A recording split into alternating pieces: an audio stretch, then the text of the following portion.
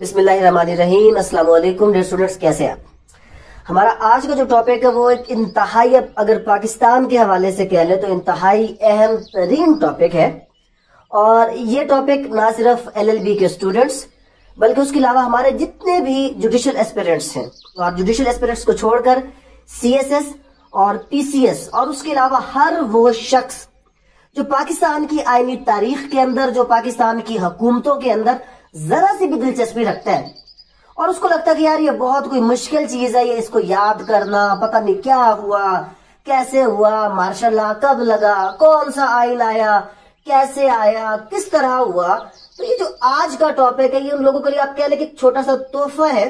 और स्पेशली जब भी मैं कभी भी कोई कॉन्स्टिट्यूशनल हिस्ट्री की क्लास लेता था तो एक कहानी उसके शुरू में मैं जो है ना वो हमेशा करता था। तो हमारी जितनी हिस्ट्री है पाकिस्तान की, मैंने इसको क्या किया है, मैंने इसको एक छोटी सी कहानी जो क्या है कि जैसा करोगे वैसा भरोगे। तो आपको देखकर हैरानी होगी कि जो पाकिस्तान की हिस्ट्री है वो बिल्कुल इसी कहानी के ऊपर फिट बैठती है कि जिसने जो बोया वही काटा। एक शख्स ने एक के साथ बुरा किया और आने वाले शख्स ने उसके साथ बुरा किया।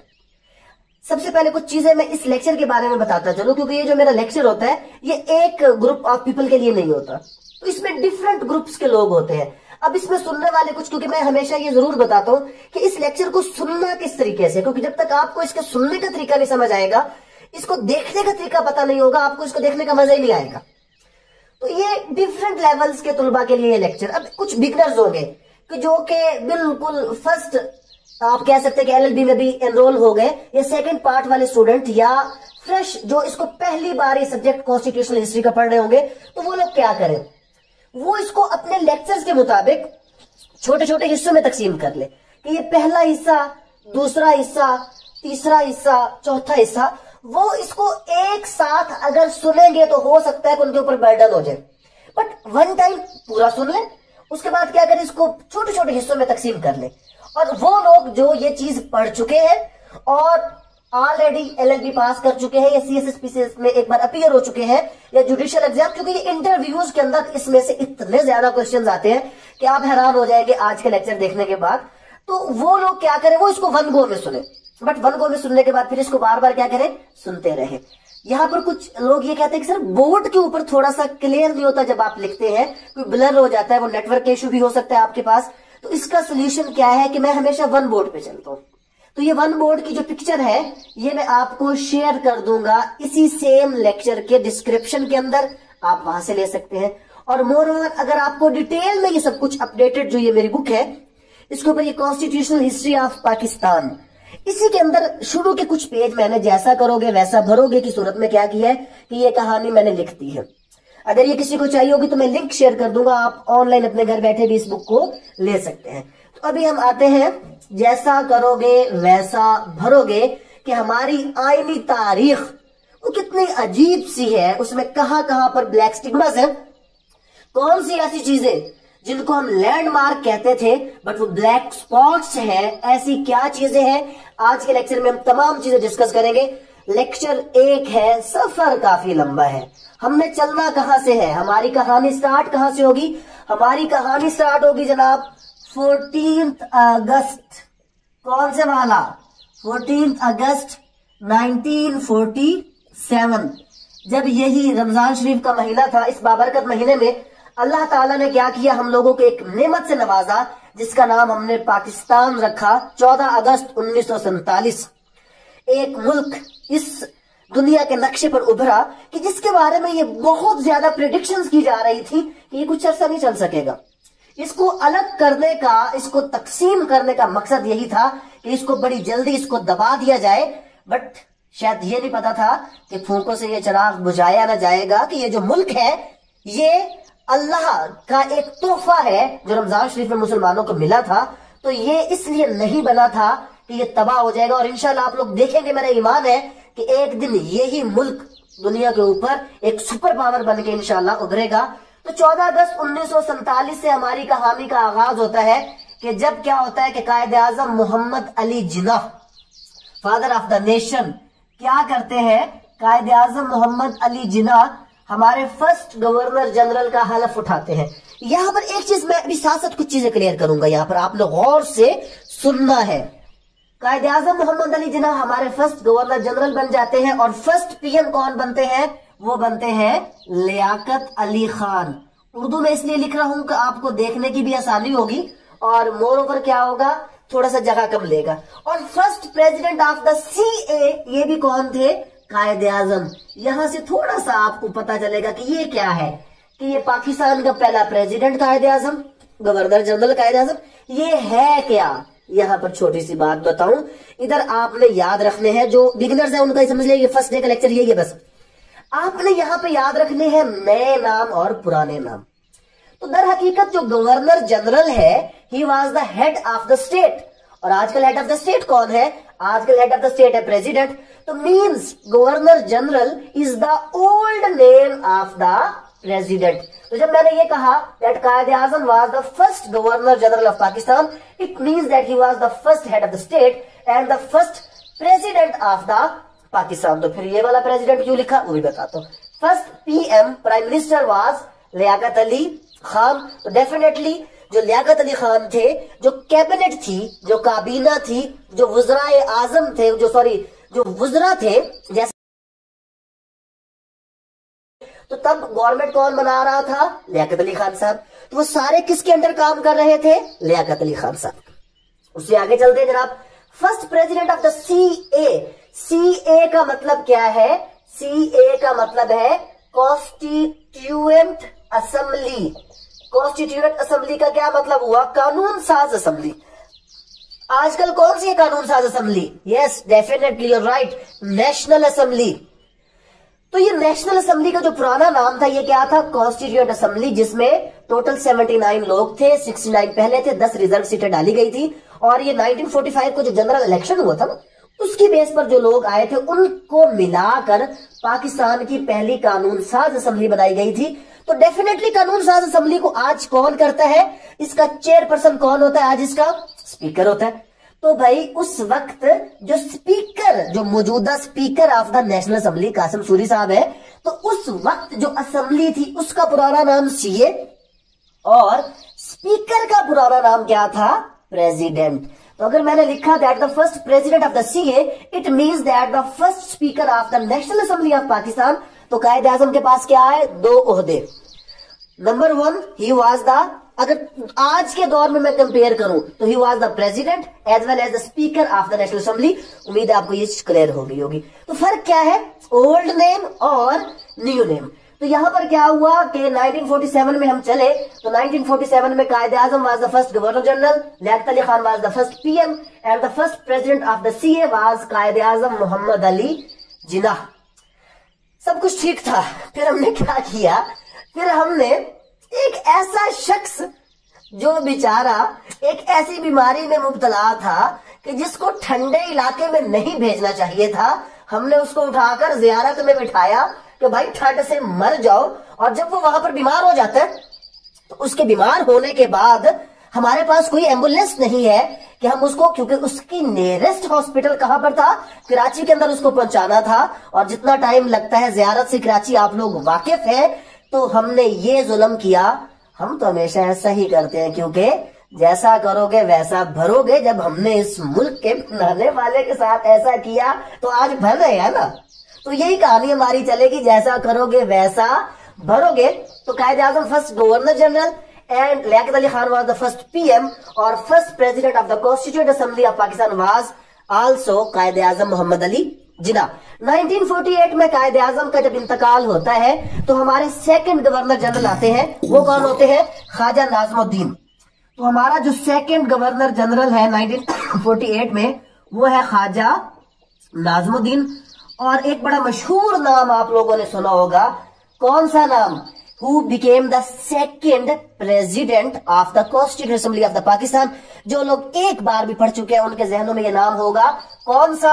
मौलवी तमीजुद्दीन साहब। तो मौलवी तमीजुद्दीन साहब replaced Quaid-e Azam and became the second president of the constituent assembly of the Pakistan. तो अब हम अगले फेज में चले गए। अगला फेज क्या हुआ कि जिसमें Khawaja Nazimuddin was the second governor general. Still PM हमारे कौन चल रहे हैं? कंटिन्यू है। कौन है? लियाकत अली खान। और हमारे सेकंड जो president of the CAR, second speaker of the assembly is मौलवी तमीजुद्दीन। और अब ये 3 लोग, कौन कौन से 3 लोग? हमारे गवर्नर जनरल साहब, उसके बाद हमारे PM साहब और हमारी CA मिलकर क्या करते हैं? पाकिस्तान की कॉन्स्टिट्यूशनल हिस्ट्री का फर्स्ट लैंडमार्क डॉक्यूमेंट ये लोग पास करते हैं from the constituent assembly of Pakistan in 19 March 1949 and that is the objective resolution. Objective resolution के बारे में लोग बड़े परेशान होते हैं। इस लफ्ज को उर्दू में तो देखो, उर्दू में इसका मकसद क्या मतलब है? करारदादे मकासद। व्हाट इज मेंट बाय करारदादे मकासद? मतलब वो resolution that defines the objectives, that defines the मकासद ऑफ पाकिस्तान। हमने क्यों मुल्क हासिल किया? तो ये वो पहला डॉक्यूमेंट है that was formulated in 1949 and ये पहला लैंडमार्क हमारा जो है कॉन्स्टिट्यूएंट असेंबली का जो डॉक्यूमेंट है वो पास हुआ था कि इस मुल्क को बनाने के मकासद क्या मकासद थे कि sovereignty belongs to the Allah Almighty, Islamic system लेकर आएंगे हम, अदलिया हमारी आजाद होगी, बैकवर्ड इलाकों के लिए हम तरक्की के लिए काम करेंगे, औरतों के लिए क्या करेंगे? उनकी नुमाइंदगी को यकीनी बनाएंगे और उसके बाद औरतों की नुमाइंदगी के बाद जो अकलियत है उनके हकूक का हम क्या करेंगे? तहफ्फुज करेंगे। तो इसमें ये पाकिस्तान के जो बेसिक ऑब्जेक्टिव्स हैं वो डिफाइन किए गए और साथ ही क्या किया गया? ये ऑब्जेक्टिव डिफाइन किए गए और उसके बाद बेसिक प्रिंसिपल्स कमेटी बना दी गई। बेसिक प्रिंसिपल्स कमेटी, बुनियादी असूलों की कमेटी, जो कि आप just a minute,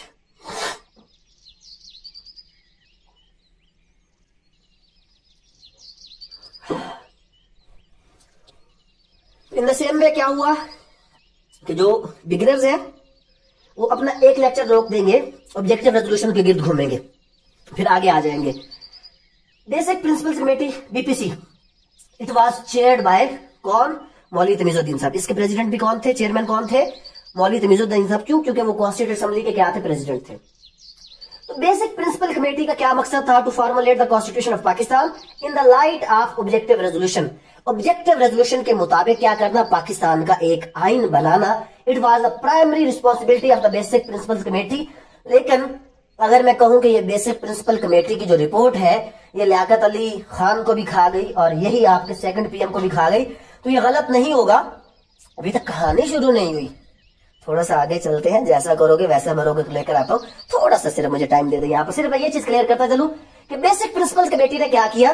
basic principle committee की फर्स्ट रिपोर्ट आई और उसके ऊपर हमारे जो ईस्ट पाकिस्तान के लोग हैं उन्होंने ऑब्जेक्शन कर दिया, क्योंकि यहाँ पर उर्दू को नेशनल लैंग्वेज रखा गया था और कोई दोबारा सीटों का कोई इशू आया। वो डिटेल्स अभी मैं यहाँ पर डेफिनेटली डिस्कस नहीं करूंगा, लेक्चर्स मौजूद है इन डिटेल, आप वो सुन सकते हैं, बुक के अंदर भी डिटेल मौजूद है। तो क्या हुआ कि वो काम जो वाकई एक जमहूरी मुल्क में होता है, that step was taken by the Liaquat Ali Khan. उसका रिएक्शन क्या था? उसका रिएक्शन ये था कि कॉल्ड पब्लिक ओपिनियन। उसने कहा ठीक है यार, अगर आपको बेसिक प्रिंसिपल कमेटी की फर्स्ट रिपोर्ट पर एतराज है तो आप अपने सजेशंस दो। ऑल ओवर द पाकिस्तान उसने ये चीज अनाउंस की। लोगों ने क्या किया? लोगों ने सजेशंस देनी शुरू की। एक सब कमेटी बनाई गई और सब कमेटी ने क्या किया? सब कमेटी ने उस रिपोर्ट के मुताबिक एक नया कॉन्स्टिट्यूशन फ्रेम करना शुरू किया। बट बिफोर दिस कि ये सब कुछ होता, हमारे यहाँ क्या हुआ? हमें डिस्टेबलाइज करने के लिए जो लियाकत अली खान साहब है उनको रावलपिंडी में जो लियाकत पार्क आपने देखा उस मकाम पर शहीद कर दिया गया। और उसके बाद क्या हो गया? उसके बाद जो यहां से हमारी जो कहानी है ना, जैसा करोगे वैसा भरोगे, वो आगाज होता है। क्यों आगाज होता है यहां से इस कहानी का? क्योंकि यहां पर एक नाम आता है और वो नाम किसका आता है? यहाँ पर उस नाम को थोड़ा सा मैं सुनहरी हरूफ में लिखूं या काले हरूफ में, कलम काला है तो समझ जाए मैं उसको किस हरूफ में लिख रहा हूं। यहाँ पर हम इस ट्राइंगल को थोड़ा सा तोड़ते हैं और यहाँ पर किधर नहीं तोड़ना चाहिए, इधर तोड़ेंगे तो आप सेकंड PM में थोड़े से कंफ्यूज हो जाएंगे। यहाँ पर इस ट्राइंगल को हम थोड़ा सा तोड़ते हैं और एक नाम इसमें मैं दर्ज करता हूं। ये नाम मैं यहीं पर क्यों ना दर्ज कर दूं। ये नाम हम दर्ज करते हैं जो हमारी कहानी का आगाज बनता है, गुलाम मोहम्मद। गुलाम मोहम्मद साहब एक पर्सनैलिटी जो हमारी कहानी जैसा करोगे वैसा भरोगे, पहले किरदार, हीरो या विलन, अभी आप फैसला करेंगे। तो क्या हुआ जनाब? गुलाम मोहम्मद साहब क्या थे? जो लियाकत अली खान साहब की कैबिनेट थी उसके फाइनेंस मिनिस्टर थे। एक बीमार शख्स जो इस हद तक बीमार थे कि लियाकत अली खान साहब फैसला कर लेते हैं कि भाई साहब आप इस बीमारी के अंदर अपने ये जो मामलात है ये अच्छे तरीके से सर अंजाम नहीं दे रहे, लिहाजा आपको काबीना से इस्तीफा दे देना चाहिए।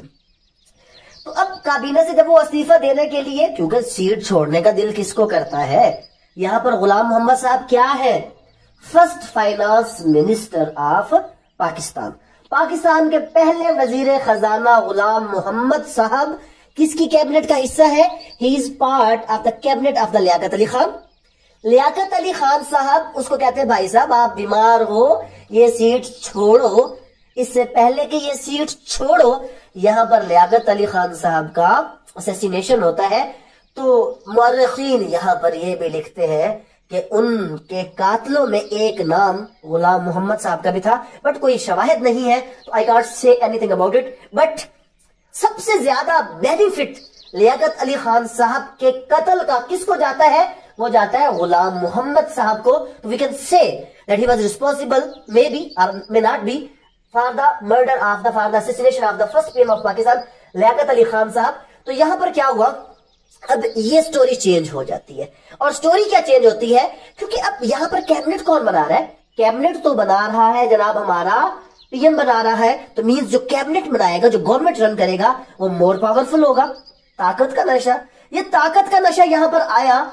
और हमारे ख्वाजा नाज़मुद्दीन साहब वो एक अजीब स्टेप करते हैं। और वो स्टेप क्या करते हैं, वो स्टेप ये लेते हैं कि वो सेकंड गवर्नर जनरल उस चीज को छोड़ देते हैं और क्या बन जाते हैं, ये बन जाते हैं जनाब हमारे सेकंड पीएम।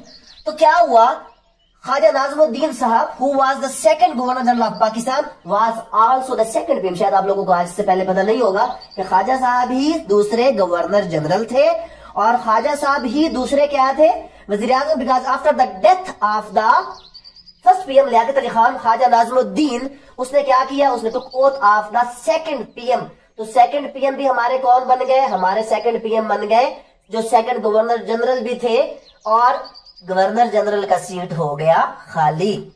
तो जब ये सीट हुआ खाली, तो यहां पर कौन आए, यहां पर आए हमारे पहले इसके विलन या हीरो गुलाम मोहम्मद साहब, who became the third governor general of Pakistan. तो अब यहां पर हम किस फेज में पहुंचे, जब कहानी शुरू होगी हमारी, जैसा करोगे वैसा भरोगे। Third governor general is the Ghulam Mohammad, second PM is the Khawaja Nazimuddin. और अभी तक यहां पर मौलवी तमीजुद्दीन साहब सेकंड हमारे चल रहे हैं, क्या, second president of the constituent assembly of the Pakistan. तो हुआ क्या, हुआ ये कि ख्वाजा नाज़मुद्दीन साहब को गुलाम मोहम्मद साहब ने काम नहीं करने दिया। यहां पर अब कुछ कॉन्स्पायरेसीज चली लाहौर के अंदर कि जहां पर कादियानियत का इशू भी उठाया गया और उसके बाद एक सो कॉल्ड कहत क्रिएट किया गया पंजाब के अंदर और उसका रिस्पॉन्सिबल गुलाम मोहम्मद ने ठहराया किसको, सेकंड पीएम ख्वाजा नाज़मुद्दीन को। और ख्वाजा नाज़मुद्दीन साहब को कहा कि भाई साहब आप वजीर आजम से इस्तीफा देते हैं कि नहीं देते। तो जब उसने इनकार किया तो क्या हुआ, यहां पर यह हुआ कि पहला किसी ने किसी के साथ कुछ बुरा किया, जैसा करोगे वैसा भरोगे का आगाज हो गया। कहां से आगाज हुआ, when the third governor general of Pakistan Ghulam Mohammad removed the government. किसकी गवर्नमेंट को रिमूव किया, सेकंड पीएम। कौन, सेकंड पीएम हमारे ख्वाजा नाज़मुद्दीन को। किस कानून के तहत, एक नाम बड़ा सुना होगा 58(2)B। ये जो 58(2)B power of the president to dissolve the national assembly, बिल्कुल इसके साथ मिलती जुलती सेम बराबर power. It was enumerated in the section 10 of the government of the India act. तो अगर कोई पूछे section 10 of the government of India act, it is equal to the 58(2)B। जैसे आज प्रेसिडेंट के पास पावर है, at that time governor general was empowered to dissolve the national assembly, नहीं कॉन्स्टिट्यूएंट असेंबली। तो उसने क्या किया, उसने यहां पर जो सेकंड पीएम है उसको घर भेज दिया और आगाज किया जैसा करोगे वैसा भरोगे। तो हमारी जो सेकंड पीएम की गवर्नमेंट है वो क्या हुई, वो यहां पर सिर्फ गवर्नमेंट को रिमूव किया, पीएम को रिमूव किया। He did not dissolve the cabinet. गौर से याद रखना क्या किया, इस सेक्शन के तहत उसने खाली क्या किया, सेकंड पीएम को रिमूव कर दिया, कैबिनेट को कुछ नहीं कहा। उसी कैबिनेट के सर पर थर्ड पीएम बिठा दिया और वो कौन बिठाया, चौधरी मोहम्मद अली, नहीं सॉरी थोड़ा सा गलत हो गया भाई, मोहम्मद अली बोगरा साहब, सो मोहम्मद अली बोगरा साहब sworn as the third prime minister of the Pakistan जब रिमूवल हो गया सेकंड पीएम का under section 10 of the government of India act 1935 which is just equal to the 58(2)B। तो क्या हुआ, बुरा कर दिया। और किसको बना दिया, मोहम्मद अली बोगरा साहब को यहां पर क्या बना दिया, मोहम्मद अली बोगरा साहब को यहां पर पाकिस्तान का थर्ड वजीर आजम बनाया। अब मोहम्मद अली बोगरा साहब ने एक बहुत बड़ा काम किया, बहुत बड़ा कारनामा किया, और वो कारनामा क्या था, in the shape of the MAB formula, Mohammad Ali Bogra formula. इसको फार्मूला क्यों कहा जाता है, क्योंकि इसके अंदर जो पाकिस्तान का एक बहुत बड़ा कॉन्स्टिट्यूशनल इशू था, किस चीज का रिप्रेजेंटेशन ऑफ द ईस्ट पाक एंड द वेस्ट पाक, वो मोहम्मद अली बोगरा फार्मूला के जरिए उसको हल करने की कोशिश की गई थी। किस तरह उसको हल करने की कोशिश की गई थी, इन्होंने कहा कि भाई साहब ऐसा है कि जो आपकी एक तो लोअर हाउस होगा और एक हाउस कौन सा होगा, अपर होगा। तो लोअर हाउस में आबादी के हिसाब से लेकर आए तो जो ईस्ट पाकिस्तान है उसकी आबादी है ज्यादा, तो इसको सीटें दे देते हैं 165, और जो आपका लोअर हाउस है उसमें 135 दे देते हैं किसको, हम वेस्ट पाकिस्तान को, आबादी थोड़ी है। अपर में इसका एक सूबा है तो इसको 10 दे देते हैं, इसके कितने सूबे हैं, इसके 4 सूबे हैं तो इसको कितनी दे देते हैं, इसको हम सीटें दे देते हैं 40, तो 175 ये और 175 ये। तो इसलिए इसको क्या कहा जाता है, इसलिए इसको कहा जाता है, ये यहां पर कहा जाता है ईस्ट पाक के लिए, ये वेस्ट पाक के लिए, और ये किसके लिए, ये ईस्ट पाक के लिए। तो इसलिए इसको क्या कहा जाता है, इसलिए इसको कहा जाता है फार्मूला के एक बेहतरीन कॉन्स्टिट्यूशनल फार्मूला था कि जिसमें पाकिस्तान का जो कॉन्स्टिट्यूशनल इशू है उसको रिजॉल्व करने की कोशिश की गई थी इन अ वेरी नाइस वे, कि दोनों को 175 कर दे। आबादी को भी देखा और यूनिट्स को भी देखा, ये डिटेल में आपको मिल जाएगा, ज्यादा तफसील में नहीं जाता। यहां पर सिंपल क्या होता है कि मोहम्मद अली बोगरा फार्मूला तो बड़ा अच्छा था, लेकिन मोहम्मद अली बोगरा साहब को ये चीज बुरी लग रही थी कि जनाब ये जो गवर्नर के पास पावर है ये गलत है। तो यहां पर इन लोगों ने क्या किया, गवर्नर की पावर को खत्म कर दिया, to dissolve the constituent assembly. और अब ये पता चला किसको, मोहम्मद अली साहब, गुलाम मोहम्मद साहब को। वो कहां पर थे, वो एक दौरे के ऊपर थे, NWFP के ऑफिशियल, वो फौरन वापस आए और ही उसने क्या किया, ऑन 24 अक्टूबर 1954 यहां पर उसने क्या किया, यहां पर उसने ये कर दिया कि कैबिनेट उड़ा दी। पहले क्या किया था, वजीर आजम उड़ाया था। जब कैबिनेट उड़ाई और कॉन्स्टिट्यूएंट असेंबली उड़ाई, तो कॉन्स्टिट्यूएंट असेंबली के कौन हुए, मौलवी तमीजुद्दीन साहब भी साथ फारिग हो गए। यहां पर केस लगा मौलवी तमीजुद्दीन वर्सेस स्टेट। क्यों, क्योंकि जो उसको गुलाम मोहम्मद ने यहां पर 24 अक्टूबर 1954 को फर्स्ट कॉन्स्टिट्यूएंट असेंबली डिसॉल्व की थी। तो कॉन्स्टिट्यूएंट असेंबली का पहला हमारा सेकंड प्रेसिडेंट कौन था उस वक्त, मौलवी तमीजुद्दीन साहब। तो ही रिमूव्ड मौलवी तमीजुद्दीन साहब। यहां पर मौलवी तमीजुद्दीन साहब का केस लगता है, जो कि सिंध हाई कोर्ट में भी एक लंबी तफसील है। सिंध हाई कोर्ट में बेशक मौलवी साहब जीतते हैं, बट सुप्रीम कोर्ट, हमारी जुडिशरी हमेशा से आजाद अदलिया ने जो आजादियों के फायदे उठाए हैं, आप हैरान हो जाएंगे अगर मैं किससे करने लग जाऊंगा, मेरे ऊपर तौहीन अदालत लग जाएगी। खैर, लेकिन तौहीन अदालत से पहले एक बात हमेशा बताता हूं, पर यहां पर नहीं बताऊंगा। अच्छा जनाब, वापस आ जाते हैं, क्या हो गया, थोड़ा सा सिंपल करते हैं, खिचड़ी पक गई है, खिचड़ी को वापस लेकर आते हैं। जैसा करोगे वैसा भरोगे। क्या हुआ, गुलाम मोहम्मद साहब ने कर्जे के सिंपल वर्ड्स में बुरा कर दिया। किसके साथ बुरा कर दिया, सेकंड पीएम के साथ और मौलवी तमीजुद्दीन के साथ, और थर्ड पीएम को रहने दिया, उसको छेड़ा नहीं। नीचे वाला सारा कैबिनेट खत्म कर दिया, नई कैबिनेट बनाकर न्यू कैबिनेट के ऊपर पीएम किसको रखा, मोहम्मद अली बोगरा को ही रखा, और यहां पर 1 यूनिट कर दिया। 1 यूनिट करके क्या किया, जो ईस्ट पाकिस्तान उसको 1 यूनिट, और जो हमारे 4 सूबे थे जो उस वक्त NWFP, बलूचिस्तान, सिंध और पंजाब, इनको इकट्ठा करके मगरबी पाकिस्तान, वेस्ट पाकिस्तान कर दिया गया 1954 के अंदर। तो ये 1 यूनिट बन गया। तो कहानी का आगाज करते हैं। कहानी का आगाज इस तरह करते हैं कि जनाब, जब गुलाम मोहम्मद साहब इन सारे परेशानियों में फंस जाते हैं, तो इन परेशानियों से निकालने के लिए उनको अपने एक देरीना दोस्त की याद आती है। और वो देरीना दोस्त कौन है उनके, वो है जनाब सिकंदर मिर्जा साहब। सिकंदर मिर्जा साहब कौन है, मेजर जनरल रिटायर्ड। यहां से भी जनाब मेजर जनरल रिटायर्ड साहब आते हैं, और हमारे यहाँ आगाज हो जाता है एक ऐसी कहानी का जो अभी तक चल रही है और पता नहीं कब तक चलती रहेगी। अल्लाह करे कि ये खत्म हो जाए, वापस अपने असलियत में आ जाए।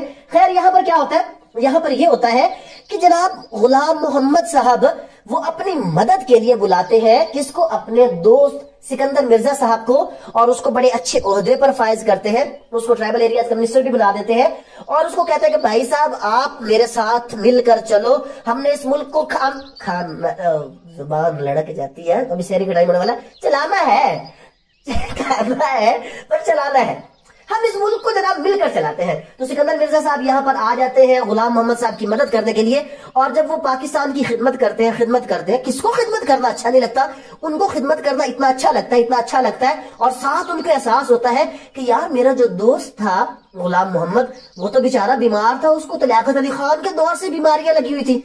तो वो उसको क्या करता है, सिकंदर मिर्जा गुलाम मोहम्मद को इलाज के लिए लंदन भिजवाता है। और जब लंदन से गुलाम मोहम्मद साहब वापस आने की बात करते हैं तो सिकंदर मिर्जा साहब कहते हैं भाई साहब वापस आए तो ऊपर, लिहाजा किस्सा खत्म, सुकून करो। तुमने जैसा किया था किसके साथ, तुमने जैसा किया था मौलवी साहब के साथ, मौलवी की बद्दुआ बड़ी लगती है, तो तुमने जैसा किया मौलवी साहब के साथ और तुमने जैसा किया ख्वाजा नाज़मुद्दीन के साथ, उसके साथ वैसा ही किया किसने, सिकंदर मिर्जा ने। तो अब क्या हुआ, गुलाम मोहम्मद ने खुद बुलाया सिकंदर मिर्जा को, और सिकंदर मिर्जा ने जैसा करोगे वैसा भरोगे का एक सेट मुकम्मल कर दिया कि बुरा किया गुलाम मोहम्मद ने, बुरा हुआ उसके साथ किसने किया, सिकंदर मिर्जा। और in the same way Sikandar Mirza became the 4th governor general of Pakistan. तो सिकंदर मिर्जा साहब क्या हो गए, पाकिस्तान के 4थे गवर्नर जनरल बन गए। तो इस तरह क्या हो गया, 4 governor general. First one was the Quaid-e Azam, second one was the Khawaja Nazimuddin, third was the Ghulam Mohammad and 4th governor was the Sikandar Mirza. तो 4 गवर्नर हमारे पाकिस्तान के हो गए।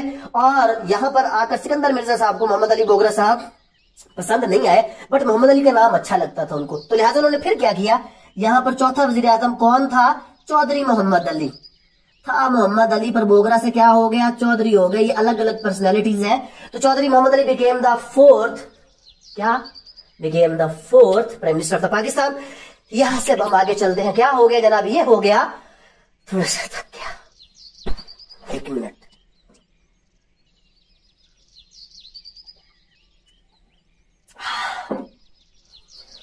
यहां पर जनाब ये हो गया कि 4th governor general Sikandar Mirza, उन्होंने चौधरी मोहम्मद अली की दिन रात मेहनत उस पर खूब पानी फेरा, और पुराने जितनी first report, second report, basic principle committee, each and everything सबको साइड पे रख के अपनी मनमानी करते हुए कॉन्स्टिट्यूशन ऑफ 1956 दे दिया, जिसने पाकिस्तान में कौन सी फॉर्म दी, 1956 के कॉन्स्टिट्यूशन में सबसे पहली बात इसकी थी कि ये पार्लियामेंट्री फॉर्म था। 23 मार्च को आया, कौन सा 23 मार्च 1956 को आया, parliamentary form of the government था। और ये यूनिकैमलर में आया, जो इसकी नाकामी का एक बहुत बड़ा वजह बना, सबब बना कि इसमें यूनिकैमलर था और प्रिंसिपल ऑफ पैरिटी था कि ईस्ट पाकिस्तान और वेस्ट पाकिस्तान की सीटें रखी गई थी बराबर।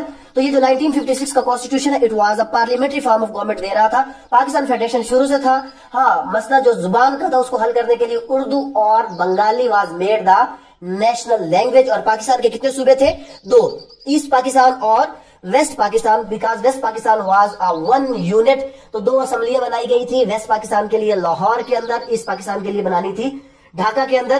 तो यहां पर 1956 का कॉन्स्टिट्यूशन आता है। कब आता है, 1956 का कॉन्स्टिट्यूशन आता है कि जब आपके 4th PM है चौधरी मोहम्मद अली और आपके 4th गवर्नर जनरल है आपके Sikandar Mirza, and he was the 4th and the last governor general, because under the Constitution of 1956, Sikandar Mirza took oath as the first president of Pakistan. तो सिकंदर मिर्जा यहाँ पर फर्स्ट प्रेसिडेंट बनते हैं। और इसी आइन में हमारा सुप्रीम कोर्ट, इससे पहले क्या था, इससे पहले फेडरल कोर्ट था, एंड सुप्रीम कोर्ट, इसको नाम कब दिया गया, 1956 के कॉन्स्टिट्यूशन में सुप्रीम कोर्ट को ये नाम दिया गया, फेडरल कोर्ट को तब्दील करके। आप फेडरल कोर्ट के पुराने फैसले देखेंगे तो आप कहेंगे FC क्या था, that was a federal court.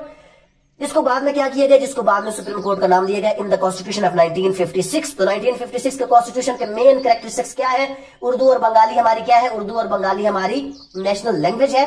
वजीर आजम और सदर क्या होंगे, वो वजीर आजम और सदर मुसलमान होंगे। पार्लियामेंट्री फॉर्म ऑफ गवर्नमेंट होगा, फेडरल फॉर्म ऑफ गवर्नमेंट होगा। फंडामेंटल राइट्स इसमें ग्रांट किए गए थे, प्रिंसिपल्स ऑफ पॉलिसी भी इसके अंदर दिए गए थे। 238 कितने इसके सेक्शन थे, 238 इसके टोटल सेक्शन, टोटल आर्टिकल्स थे। और ये हमारा आइन बन गया। यहां पर छोटी सी गलती, और वो गलती क्या हो गई, गलती ये हो गई कि खुद तो हलफ उठाया सदर पाकिस्तान का, किस चीज का, सदर पाकिस्तान का। और फॉर्म ऑफ गवर्नमेंट कौन सी दे दी, पार्लियामेंट्री फॉर्म ऑफ गवर्नमेंट। आओ ना, आजकल की पार्लियामेंट्री फॉर्म ऑफ गवर्नमेंट में वजीर आजम साहब बैठे हैं, सदर साहब को कोई पूछते, कोई नहीं पूछ रहा है ना, तो उधर भी सदर साहब को किसी ने नहीं पूछा। अब सदर साहब परेशान हो गए कि यार मैं कीता, अब मैं क्या करूं, बड़ा परेशान हुआ। इस परेशानी की कोई अब प्रेशर बढ़ा कि भाई कॉन्स्टिट्यूशन दिया है तो इलेक्शन करो। अगर इलेक्शन करवाता है तो क्या होता है, पार्लियामेंट्री फॉर्म ऑफ गवर्नमेंट, और पार्लियामेंट्री फॉर्म ऑफ गवर्नमेंट में who will be the head of the government, PM. तो किधर गए जनाब आपके सदर ममनून हुसैन साहब गोलगप्पे वाले, वो उधर चले गया। तो अब क्या किया जाए भाई साहब, अब तो मामला हो गया खराब। अब यहां पर क्या हुआ कि यहां पर एक हमारे मुल्क में एक अजीब सा सिलसिला चला। तो यहां पर क्या हुआ, पहले आए जनाब हुसैन शहीद सोहरवर्दी साहब, फिर आपने नाम सुना होगा कराची में रोड भी है आई चुंदरीगढ़, और उसके बाद आपने नाम सुना होगा फिरोज खान नून का। तो यहां पर किस्सा चला इधर नंबर 5, नंबर 6, नंबर 7 वजीर आजमों के नाम भी जनाब यहां तक आ गए। कौन कौन, पहला लियाकत अली खान, दूसरा ख्वाजा नाजमुद्दीन, तीसरा चौधरी मोहम्मद चौधरी फिर भूल गया मोहम्मद अली बोगरा, चौथा चौधरी मोहम्मद अली, पांचवा आपका हुसैन शहीद सोहरवर्दी, छठा आपका आई चुंदरीगढ़ इब्राहिम इस्माइल चुंदरीगढ़, और सातवां हो गया फिरोज खान नून। ये क्यों पीएम को रैपिडली चेंज किया जा रहा था, इसलिए कि कोई बंदा हुकूमत संभाल ना सके, कोई कैबिनेट बना ना सके और मेरी पावर जा ना सके। ये बेसिक रीजन था, एक लस्ट ऑफ द पावर थी जिसने इस मुल्क को स्टेबलाइज होने से रोक दिया। और ये जो कॉन्स्टिट्यूशन, इससे पहले कि ये वर्क करता, बट अगर ये वर्क करता तो सिकंदर मिर्जा साहब चले जाते। सिकंदर मिर्जा साहब ने अपने आप को बचाने के लिए क्या किया, 1958 7 अक्टूबर, तो 7 अक्टूबर 1958 को क्या हुआ, पाकिस्तान की हिस्ट्री में लग गया फर्स्ट मार्शल लॉ लगा दिया गया। यहां पर अक्सर लोग कहते हैं कि जी अयूब खान साहब ने लगाया, नो, हिस्ट्री पढ़ के देखें तो ये जो आपका फर्स्ट मार्शल लॉ है, it was imposed by Sikandar Mirza because he abrogated the constitution of 1956 and he called upon Ayub Khan कि भाई भाई खेलते हैं, भाई जी आप आओ मिलकर मुल्क खाते चल मिलकर मुल्क चलाते हैं, आओ हम मिलकर मुल्क चलाते हैं। अब क्या हुआ, अयूब खान साहब को कॉल कर दी, किसने कॉल कर दी, कॉल कर दी जनाब हमारे मोहतरम सिकंदर मिर्जा साहब ने। तो सिकंदर मिर्जा साहब यहाँ पे फर्स्ट प्रेसिडेंट बन के बैठे हुए, और अयूब खान साहब क्या होते हैं, फर्स्ट मार्शल एडमिनिस्ट्रेटर। कुछ खसूसियात बताते चलो, अयूब खान साहब was the first native chief, Pakistan के पहले नेटिव चीफ, यानी कि उससे पहले हमारे अंग्रेज चीफ थे। उसके बाद ही was the youngest full general, पहला कम उम्र तरीन यंगेस्ट फुल जनरल, और उसके बाद पाकिस्तान की हिस्ट्री का वाहिद फील्ड मार्शल। और आपको मैं एक चीज बताता चलो कि अयूब खान साहब को फील्ड मार्शल का जो रैंक लगाया था, फील्ड मार्शल कौन होता है, आर्मी चीफ होता है, कितने स्टार होता है आर्मी चीफ, उससे एक स्टार ऊपर कर लो चलो जनाब। आर्मी चीफ हमारा क्या होता है, आर्मी चीफ के बाद क्या हुआ, आर्मी चीफ के बाद ये हुआ हुजूर कि एक ही पाकिस्तान की हिस्ट्री में फील्ड मार्शल आया अयूब खान, और उसको फील्ड मार्शल का ये रैंक लगाया जनाब सदर पाकिस्तान अयूब खान। तो क्या हुआ, अयूब खान साहब ऐसे बैठे, दस्तखत किया सदर पाकिस्तान, और इधर बैठ के अपने आप को क्या लगाया, that I am the field marshal. क्योंकि फील्ड मार्शल वो था जिसने 3 जंगें जीती हो, पता नहीं हमने कौन सी जंगें जीती थी, ये बात के किस्से छोड़ दें। अयूब खान साहब की थोड़ी सी तारीफ ऐसे दरमियान में मैंने कर दी। हम चलते हैं, जैसा करोगे वैसा भरोगे। सिकंदर मिर्जा ने बुरा किया था किसके साथ, गुलाम मोहम्मद के साथ, बट ये भूल गया था कि मैंने किसी के साथ बुरा किया है, जैसा तो कर चुका हूं वैसा भरना भी पड़ेगा। तो यहां पर आप गौर से सुने, अयूब खान को किसने बुलाया, अयूब खान को बुलाया किसने, अयूब खान को बुलाया सिकंदर मिर्जा ने। कब मार्शल लॉ लगता है, 7 अक्टूबर 1958 को लगता है। और यहां पर क्या होता है, यहां पर यह होता है कि जब थोड़ा सा अयूब खान साहब का अमल दखल बढ़ता है, कुछ ज्यादा दिन नहीं, 2-3 दिन के अंदर ही, तो सिकंदर मिर्जा साहब परेशान हो जाते हैं। फिर वो पंजाबी में कहते हैं बाबे बाबे वाल सिखाया। उसको एक आइडिया आया, और वो क्या करता है, वो कहता है यार मैंने इधर 1, 2, 3 पीएम को क्या किया था, साइड पर किया था। तो हिस्ट्री कहती है कि क्या हुआ जनाब, अयूब खान साहब जो हमारे क्या थे, फर्स्ट मार्शल लॉ एडमिनिस्ट्रेटर थे, यहां पर अयूब खान साहब को उन्होंने क्या किया, पीएम बना दिया, ताकि पीएम बनाकर उसको साइड पर किया जा सके। कैबिनेट भी सो कॉल्ड एक बना दी, बट अयूब खान साहब को मजा नहीं आया। पीछे जैसा करोगे वैसा भरोगे भी था ना, मजा नहीं आया। और सिर्फ बात है 20 दिन, क्योंकि लंबा किस्सा नहीं। 28 अक्टूबर 1958, यहां पर एक चीज मैं भूल गया, पहले सिकंदर मिर्जा साहब को घर भेज लेते हैं ना, फिर वो आपको मैं काम की चीज बताता हूँ। और वो काम की चीज मैं आपको यहाँ पर बताऊंगा, बट सिर्फ 1 मिनट आप ठहर जाएं, सब्र करें। तो क्या हुआ ये जनाब के अयूब खान साहब को बुलाया सिकंदर मिर्जा साहब ने, और अयूब खान साहब ने 20 दिन के बाद ही अपने जो कुछ जनरल है वो भेजे सिकंदर मिर्जा के पास।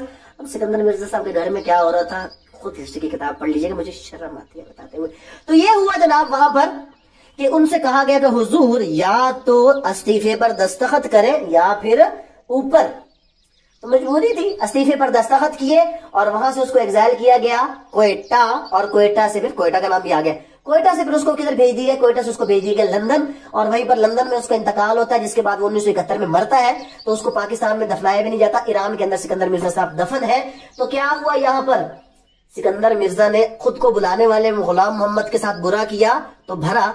अब क्या हुआ सिकंदर मिर्जा के साथ, वैसा ही हुआ कि अयूब खान साहब ने उसके साथ बुरा किया। जैसा करोगे वैसा भरोगे की कहानी आगे बढ़ गई। अयूब खान साहब आ गए। अयूब खान साहब 7 अक्टूबर 1958 के आए। यहाँ पर एक 13 अक्टूबर का किस्सा मैं आपको थोड़ा सा बता देता हूँ, ये उन लोगों के लिए स्पेशली जो समझने वाले लोग हैं, ना समझे बार बार सुन लेना है या मुझसे पूछ लेना, ये अलग अलग लेक्चर्स है मेरे, वो सुन लेने हैं। तो क्या हुआ, अब मार्शल लॉ लग गया। अब ये मार्शल लॉ ठीक है या गलत है, यहाँ पर एक छोटा सा काम होता है लोरा लाई, फिर आ गया हमारा बलोचिस्तान।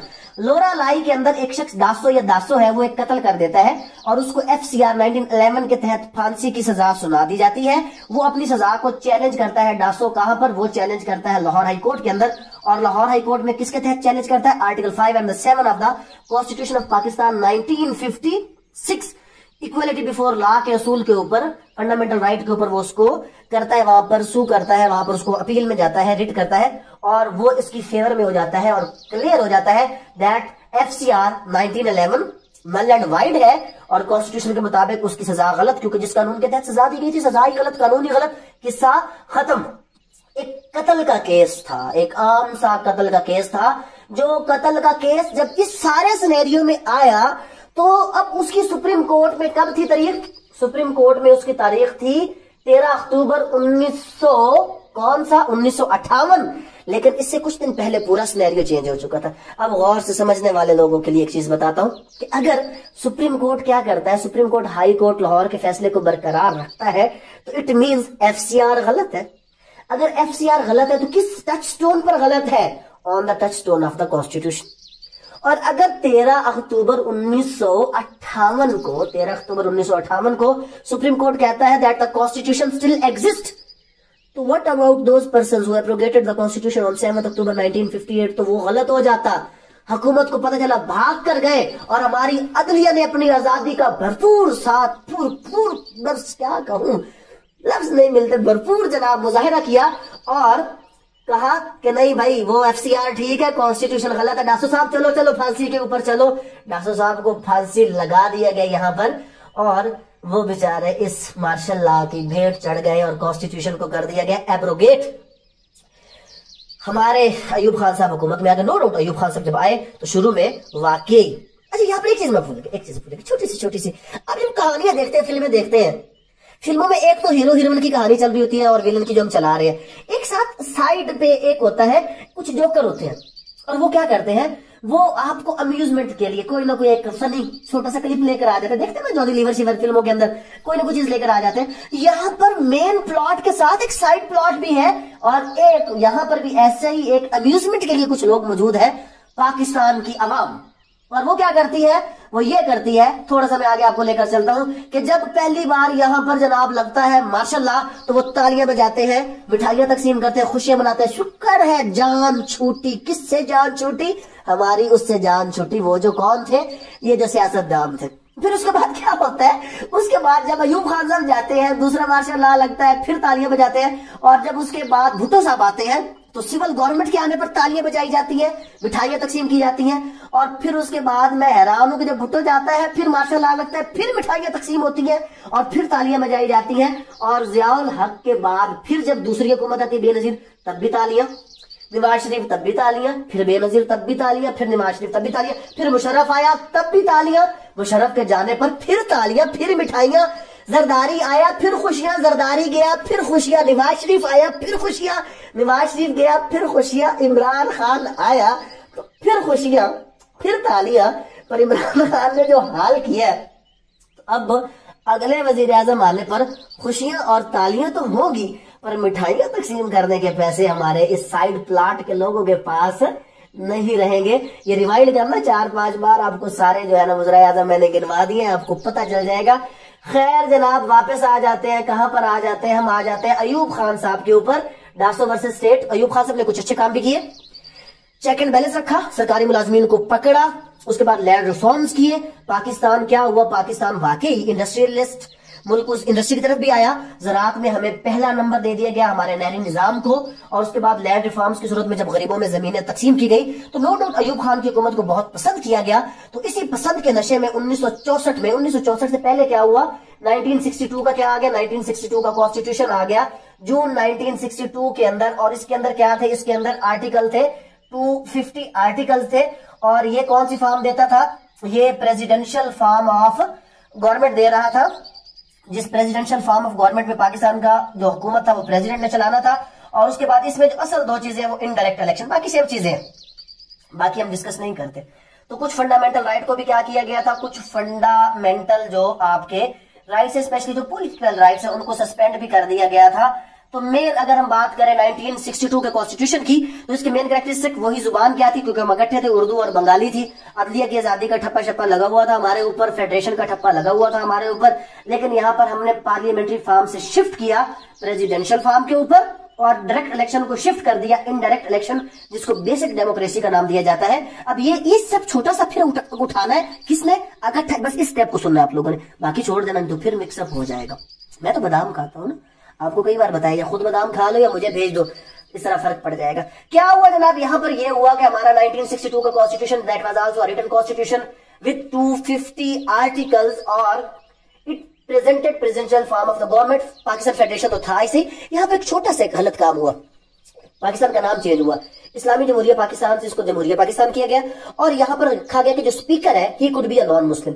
अगर स्पीकर नॉन मुस्लिम हो सकता था तो फिर क्या था कि in case of absence of the president speaker will act as president, मतलब एक प्रोबेबिलिटी थी that a non Muslim could be the president of Pakistan.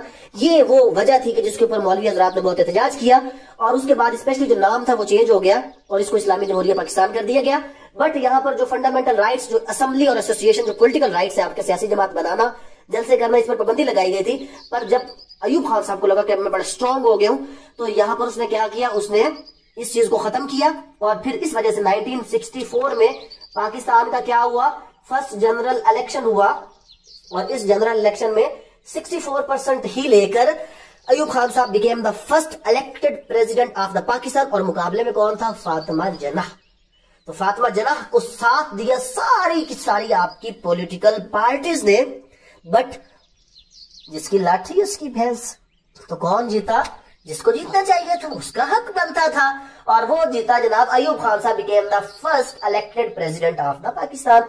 तो अब अगर प्रेसिडेंट्स की लिस्ट को करें तो पहला कौन था, पहला हमारा था जनाब सिकंदर मिर्जा साहब, और सेकंड कौन हो गए हमारे, सेकंड हो गए अयूब खान साहब। सेकंड हम सदर तक पहुंच गए, फर्स्ट जनरल इलेक्शन भी हो गए।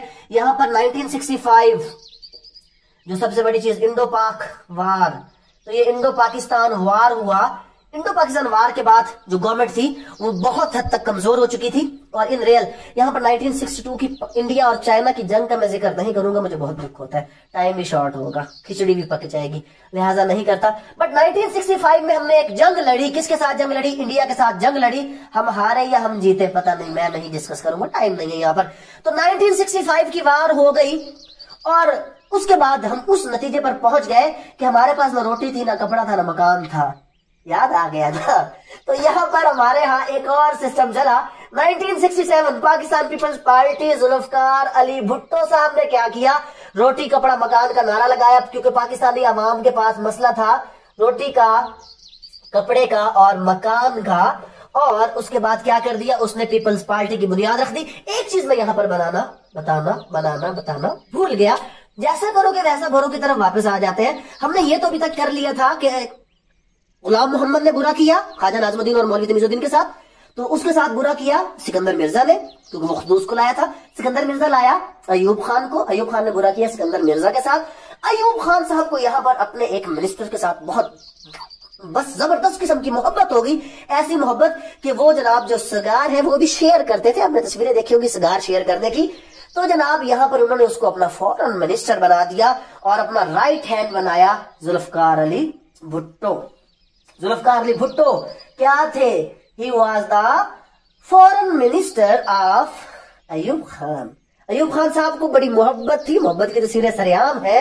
यहाँ पर क्या हुआ, यहाँ पर अयूब खान साहब ने 1965 के जब बाहर होता, रोटी कपड़ा मकान होता, इख्तलाफात बनते हैं किसमें? अयूब खान और जुल्फकार अली भुट्टो के अंदर। और उसके बाद अयूब खान के खिलाफ सबसे बड़ी जो आपकी मुहिम चलाने वाला वो कौन है? कैंपेन चलाने वाला जुल्फकार अली भुट्टो है। क्योंकि अयूब खान ये भूल गया था वो किसी के साथ बुरा करके आया है, तो उसके साथ भी बुरा होगा। और बुरा कौन करेगा? जो उसको लेकर आएगा, जिसको लेकर वो आएगा। तो वो क्या हुआ? अयूब खान लेकर आया जुल्फकार अली भुट्टो को, और जुल्फकार अली भुट्टो के एहतजाज का ही ये नतीजा निकला कि आखिर पे क्या हुआ? आखिर पे 1969 25 मार्च का हमें वो दिन देखना पड़ा कि जब 25 मार्च यहां पर नहीं ऊपर लिखते हैं जनाब, तो 25 मार्च आ गया। 25 मार्च में क्या हुआ?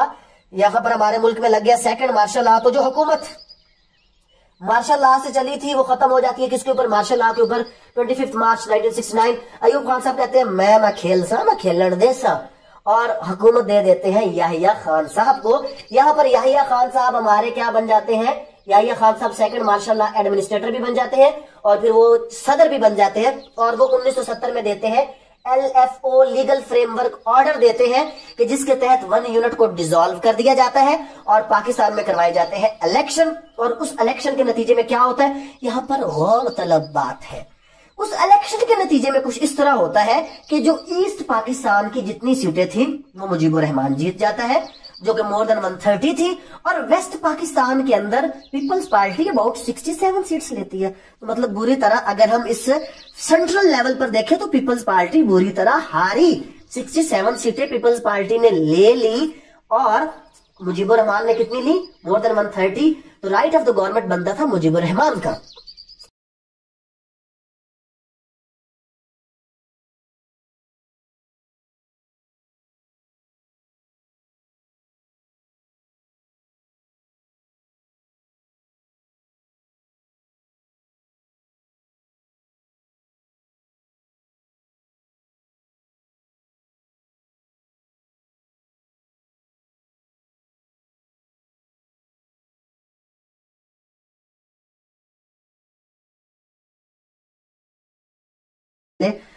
खैर भुट्टो साहब वाज अ ग्रेट लीडर, मैं उनको पर्सनली ओब्लाइज करता हूं। तो क्या हुआ जनाब? यहां पर यह हो गया कि जुल्फकार अली भुट्टो साहब ने यहां पर अपनी हुकूमत बनाने के लिए इस चीज का ना सोचा, और उस एहतजाज के नतीजे में 1971 में क्या हुआ?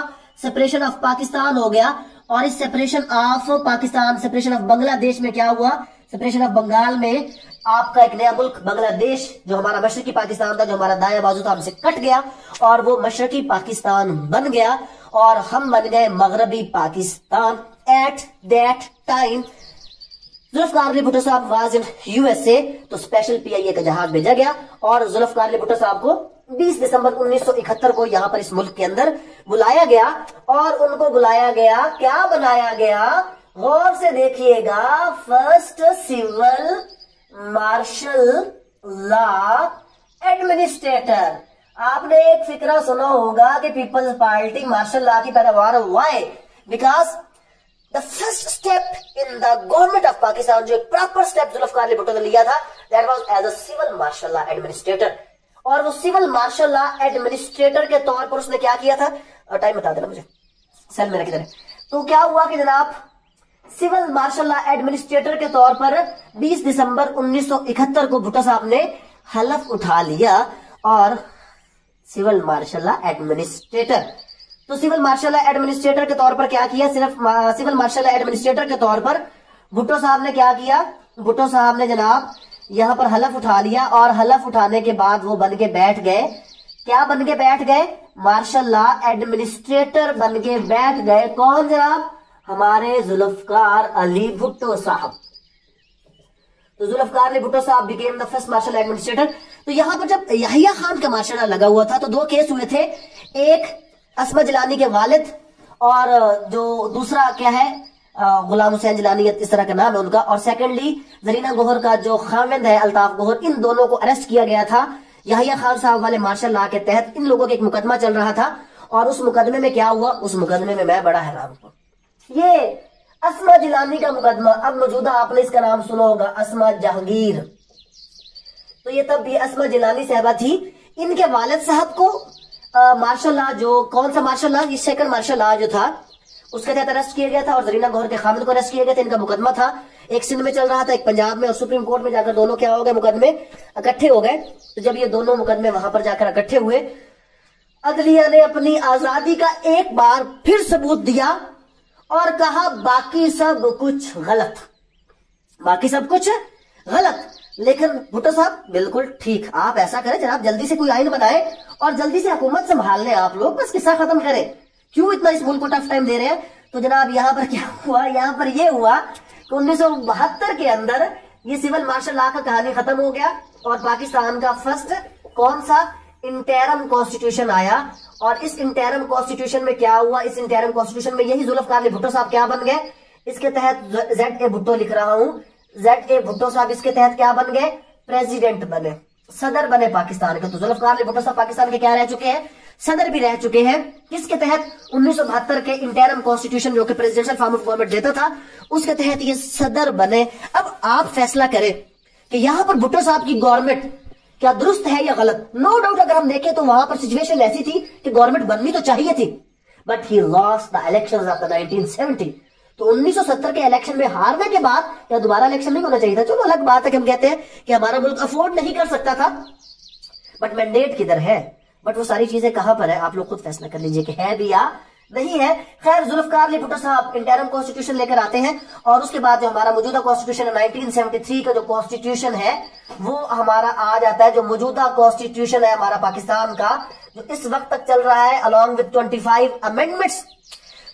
तो 1973 का आइन, 1973 के आइन के तनाजुर में समझ गए होंगे आप लोग। तो 1973 का हमारा आइन आ जाता है और कौन लेकर आ जाता है, हमारे जो आइन है ये हमारा आइन लेकर आ जाते हैं जनाब जुल्फकार अली भुट्टो साहब, और ये पार्लियामेंट्री फॉर्म ऑफ गवर्नमेंट देते हैं, तो इसलिए वो पीएम का हलफ उठाते हैं। यहां पर भी इलेक्शन नहीं होता, उसी पुराने इलेक्शन के मुताबिक जुल्फकार अली भुट्टो साहब पाकिस्तान के पहले वो जो है पीएम बन जाते हैं, इलेक्टेड पीएम बन जाते हैं और 1973 का वो आइन दे देते हैं। इसमें फर्स्ट 7 अमेंडमेंट्स जुल्फकार अली भुट्टो साहब करते हैं। No doubt the second amendment, ये जो सेकंड अमेंडमेंट है इसमें कोई शक नहीं, 1974 में जो होती है जिसमें कादियानियों को नॉन मुस्लिम करार दिया गया, ये एक लैंडमार्क अमेंडमेंट थी। ये वाकई एक ऐसा किरदार है जिसके ऊपर भुट्टो साहब को सैल्यूट होना चाहिए कि उन्होंने कादियानियों को गैर मुस्लिम करार दिया। सेकंड अमेंडमेंट के जरिए से सब कुछ हुआ था।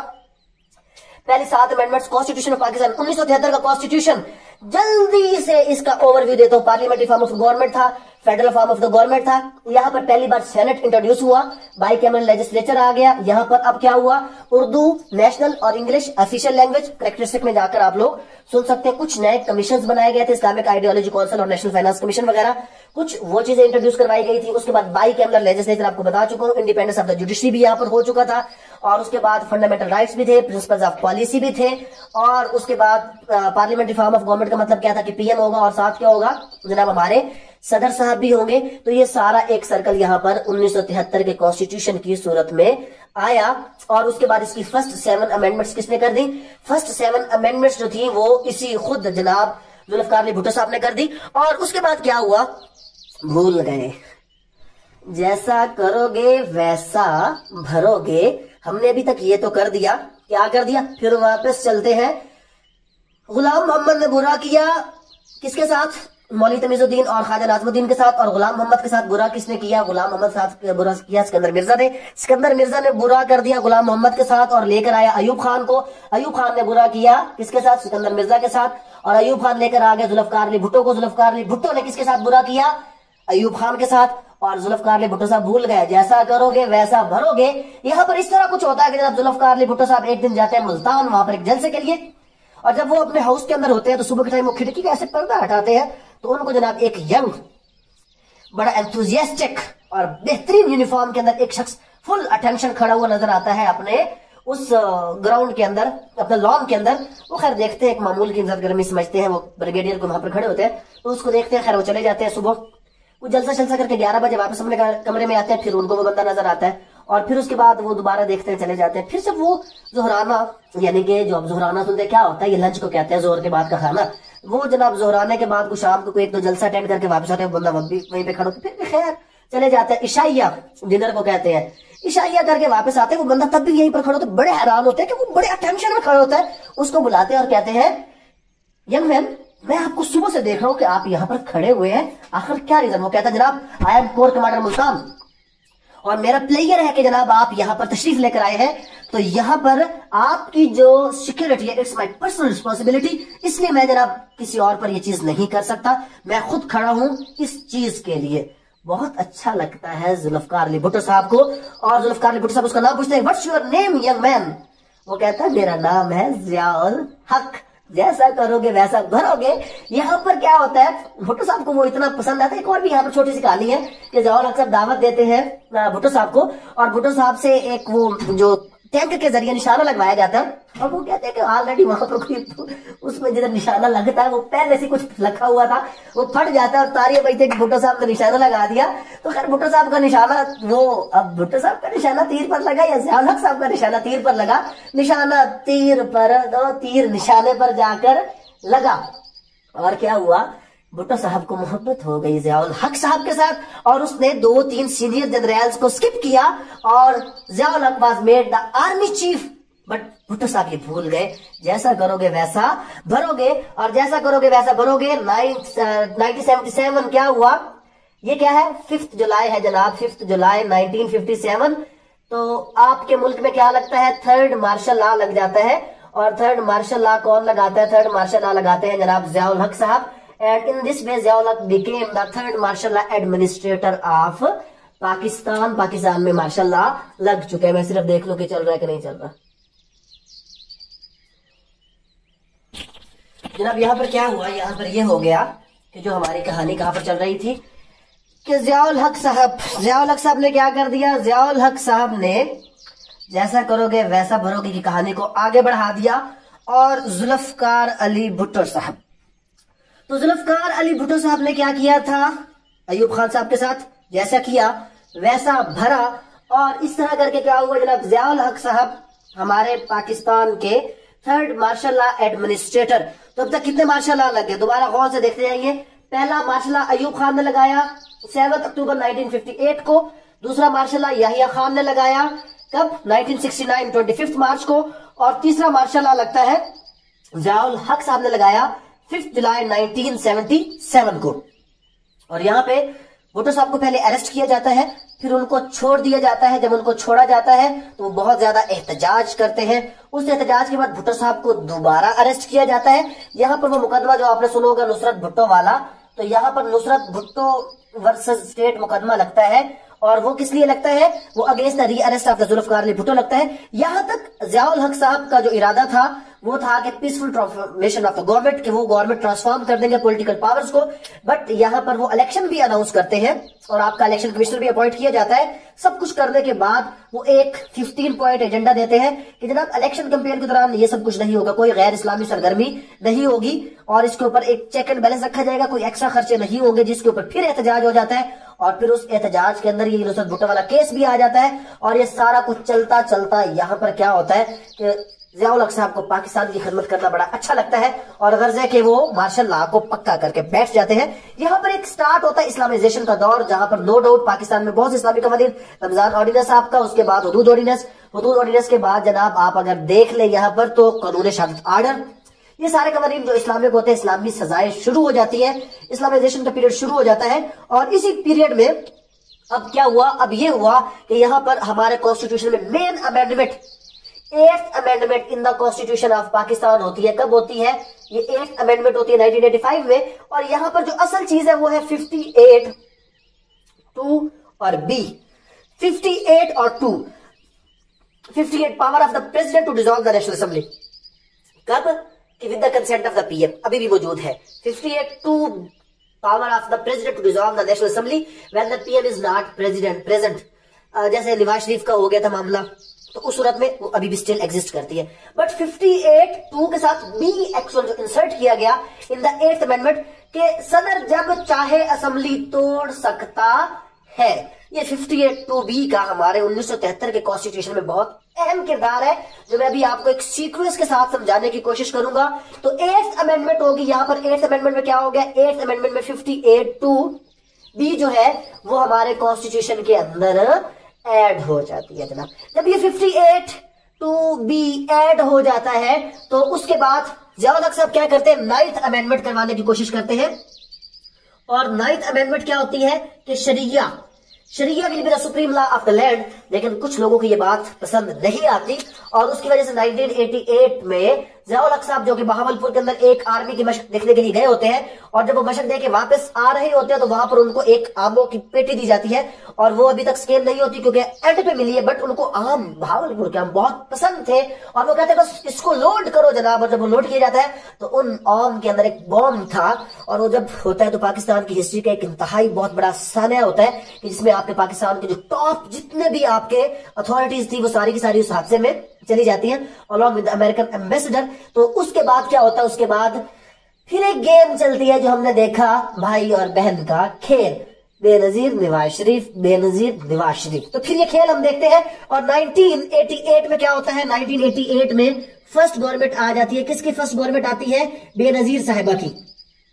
तो 1988 में बेनजीर साहिबा ना सिर्फ पाकिस्तान की बल्कि मिल्लत इस्लामिया की पहली फीमेल प्राइम मिनिस्टर के तौर पर हलफ उठा लेती है और 1988 में बेनजीर जो है वो यहां पर बनती है। तो अब यहां पर ये सदर किसको बुलाती है? अपने मुंह बोले चचा को। और वो कौन होते हैं? इसहाक खान साहब। तो इसहाक खान साहब क्या बनते हैं? इसहाक खान साहब पाकिस्तान के सदर बन जाते हैं। तो अगर हम सदूर की लिस्ट को वहां से लेकर यहां तक आए तो क्या क्या हुआ?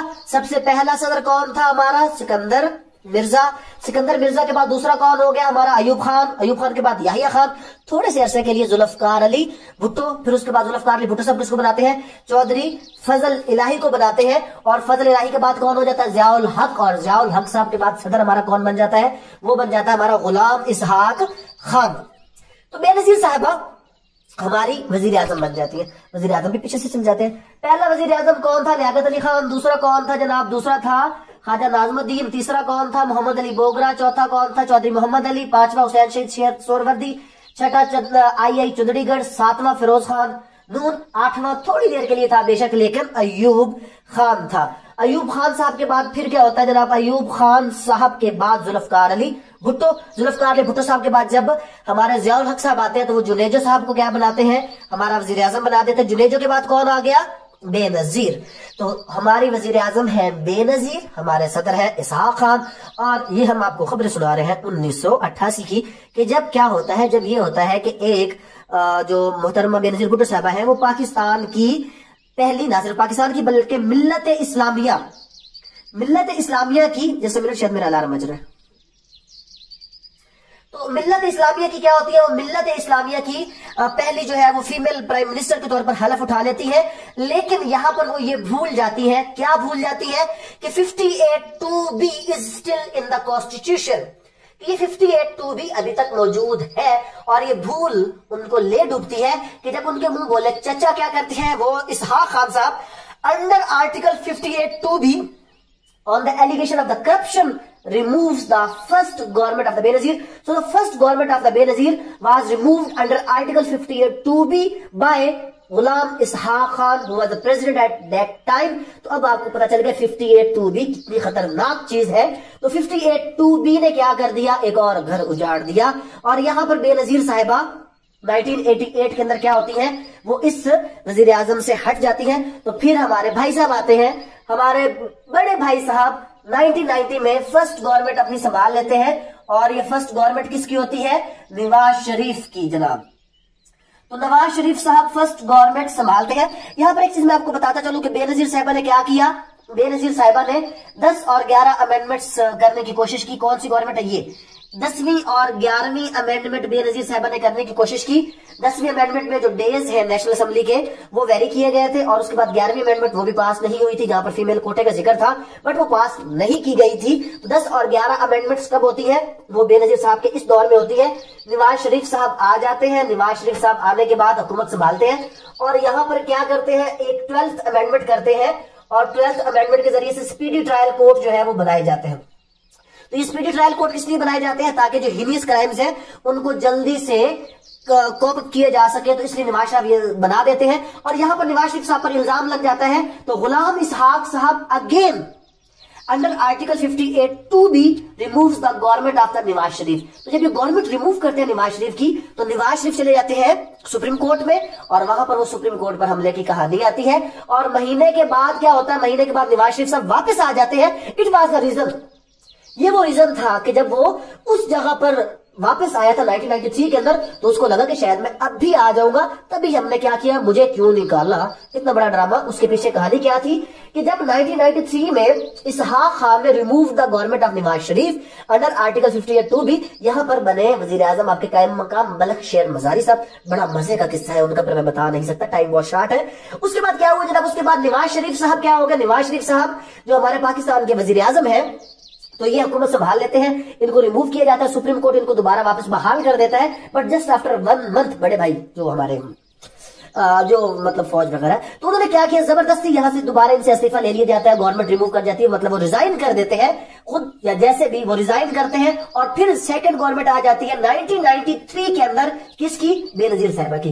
तो 1993 में सेकंड गवर्नमेंट आ गई, किसकी सेकंड गवर्नमेंट आ गई, सेकंड गवर्नमेंट आ गई जनाब बेनजीर साहिबा की सेकंड गवर्नमेंट आ जाती है, और फिर बेनजीर साहिबा लेकर आती है फारूक लगारी साहब को।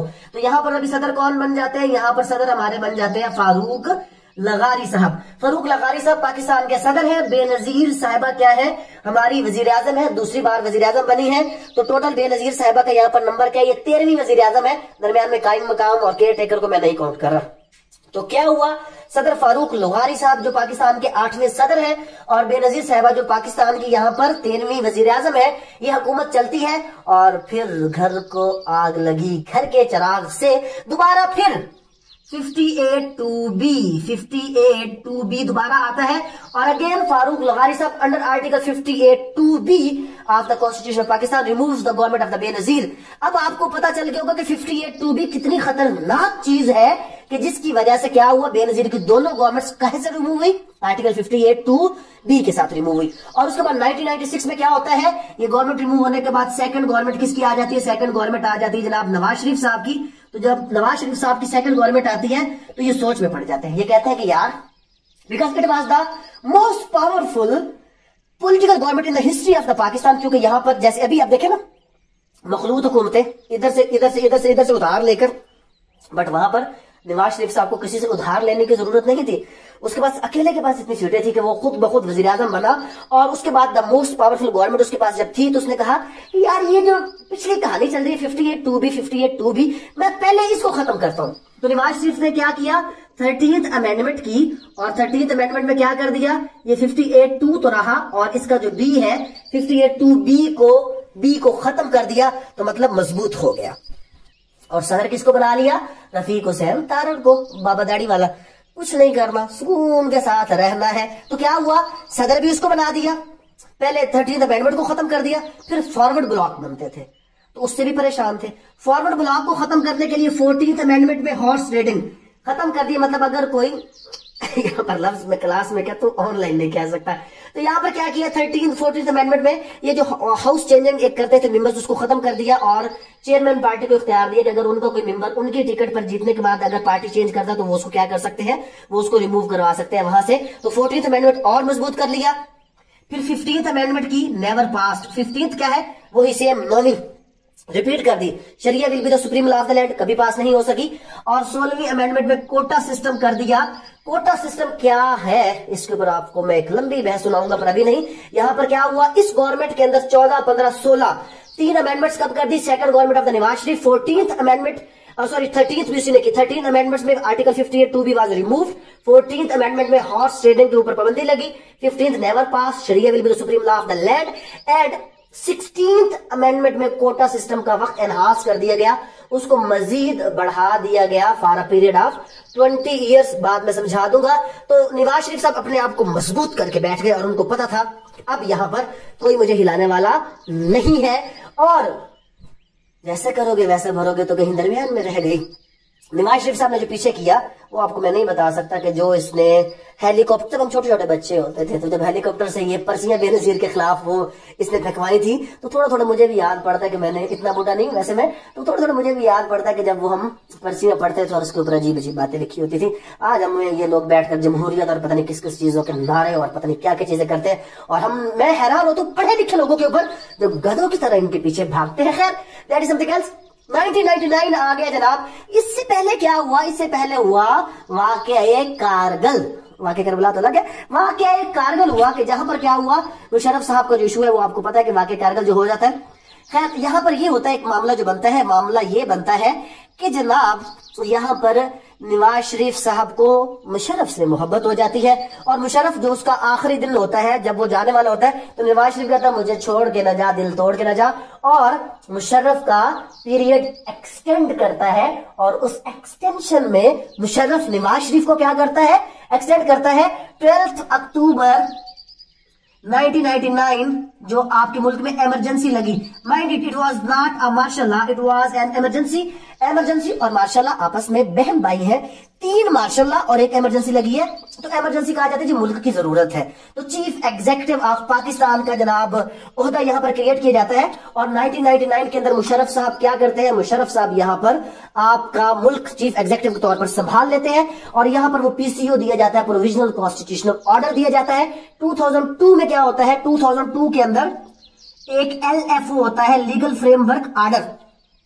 कि ये जो लीगल फ्रेमवर्क ऑर्डर होता है कि इसको हुकूमतें मानने से इनकार कर देती हैं, बट हमारे जो मोहतरम हजरात मौलाना फजलुर रहमान साहब और उसके बाद हमारे साइकिल वाले भाई साहब, ये इनको मुशर्रफ साहब हुकूमत में लेकर आते हैं, जमीयत उलमा इस्लाम को और उसके बाद मुस्लिम लीग काफ को, और यही लोग जो आज कहते हैं तब कुर्बानियां दे दो भाई, कॉन्स्टिट्यूशन में अमेंडमेंट कोई फौजी अपने दस्तखत के साथ नहीं कर सकता।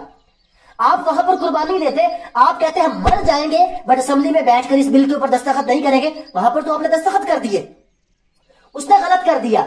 हमारी अदलिया कहती कि हम इस चीज को रेगुलराइज नहीं करेंगे, बट यहां पर आप जफर अली खान वाला केस देख लें, आप हैरान रह जाएंगे। हमारी अदलिया अपनी आजादी का एक बार फिर सबूत देती है, और मुशर्रफ केस के अंदर वो कहती है सब गलत, सब गलत, सब गलत, जो मुशर्रफ ने किया वो ठीक, और उसको रेगुलराइज करके। तो क्या हुआ जब आप बात करते हैं मुशर्रफ के ऊपर इस चीज की कि उसने अगर कॉन्स्टिट्यूशन को तोड़ा था, उसने अगर गद्दारी की थी, उसने अगर LFO डाला था, तो उन लोगों का क्या कि जिन लोगों ने उस बिल के ऊपर साइन किए थे to make them a constitutional amendment, और उस जुडिशरी का क्या कि जिसने हकीम जफर अली खान के केस में उसको रेगुलराइज किया था और ये कहा था that this amendment can not be called in question in any court of Pakistan. ये सब क्या है? But leave that stuff. वापस आ जाते हैं 2003 के अंदर क्या हुआ? वो LFO जो 2002 थी वो 17th अमेंडमेंट के जरिए से क्या होती है? 17th अमेंडमेंट के जरिए से कॉन्स्टिट्यूशन में आती है, और इसमें सबसे बड़ी बात फिर वही 58(2) और B, it was again inserted in the constitution of Pakistan. 58(2) की कहानी क्या हुई? 8वीं अमेंडमेंट में आई, फिर इस्तेमाल हुई कहां पर? इसहाक खान ने उसको किया 2 बार, एक बार रह गया, और उसके बाद उसको लगारी साहब ने इस्तेमाल किया, और फिर उसके बाद 30th अमेंडमेंट में नवाज शरीफ ने निकाला, 17th अमेंडमेंट में दोबारा मुशर्रफ ने उसको डाल दिया। यही वो पावर थी जो मुशर्रफ को पावरफुल बनाती है। और अक्सर लोग मुझसे पूछते हैं sir parliamentary form of government है 1973 के कॉन्स्टिट्यूशन के मुताबिक, व्हाट अबाउट द जरदारी? चलो मुशर्रफ और जियाउल हक तो आर्मी के थे, मजबूती से बैठे रहे, तो सदर जरदारी क्यों मजबूत था जबकि उसके साथ वजीर आजम भी थे? तो यहां पर जो मैं आपको रीजन बताता हूं, इट वॉज द 58(2) कि इसको 17th अमेंडमेंट में डाला तो गया 2003 के अंदर, बट जब 2007 में क्या होता है? 2007 में जरदारी साहब की गवर्नमेंट आती है, तो जरदारी साहब की इस गवर्नमेंट में 58(2) भी स्टिल है। तो it was the power of the 58(2) भी कि जिसके तहत जरदारी साहब ने कहा कि मैं एक जरदारी सब पर भारी, तो वो एक जरदारी सब पर भारी था बिकॉज ऑफ द 58(2) भी। आप रोल देख लें कितना है 58(2) भी का कॉन्स्टिट्यूशन हिस्ट्री ऑफ पाकिस्तान के अंदर रोल है। तो 58(2) भी एक जरदारी सब पर भारी बना, और किस पर भारी बना? जरदारी साहब ने क्या किया? पहले जफरुल्लाह जमाली, फिर चौधरी सॉरी मुशर्रफ के, मैंने आपको वजीर आजम नहीं गिनवाए मेरे ख्याल में, जी बिल्कुल। मुशर्रफ साहब ने क्या किया? मुशर्रफ साहब ने कुछ जो वजीर आजम थे, कौन कौन से, जफरुल्लाह जमाली साहब को भी इस्तेमाल किया, उसके बाद चौधरी शुजात साहब को, छोटा वजीर आजम बड़ा वजीर आजम का चक्कर चला, और उसके बाद क्या हुआ, उसके बाद शौकत अजीज साहब को उसने वजीर आजम बनाया। तो ये 3 वजीर आजम जो शौकत अजीज और ये सब कुछ किसके सर पे चले? 58-2B का ये सारा ड्रामा चला, और 58-2B का ड्रामा आगे एक्सटेंड हुआ, और वो यूसुफ रजा गिलानी और परवेज अशरफ, जब जरदारी साहब आए तो क्या किया जरदारी साहब ने? यूसुफ रजा गिलानी के बाद क्या हुआ? परवेज अशरफ, इनको वजीर आजम से क्यों किया सारा कुछ? 58-2B था। और फिर क्या किया? जमहूरियत पर एक बहुत बड़ा एहसान किया जरदारी साहब ने, किसके जरिए से? 18th अमेंडमेंट के जरिए से। और 18th अमेंडमेंट में 58-2B को खत्म कर दिया कि मैंने अपनी ही पावर को खत्म कर दिया। जब मजे ले रही 4 साल, उसके बाद क्या किया? 58-2B को खत्म कर दिया, जमहूरियत के ऊपर एहसान कर दिया। 18वीं तरमीम के जरिए से क्या कर दिया कि जनाब 18वीं तरमीम के जरिए से प्रोविंशियल ऑटोनॉमी सॉरी दे दी गई। उसकी वजह क्या थी? Just a minute.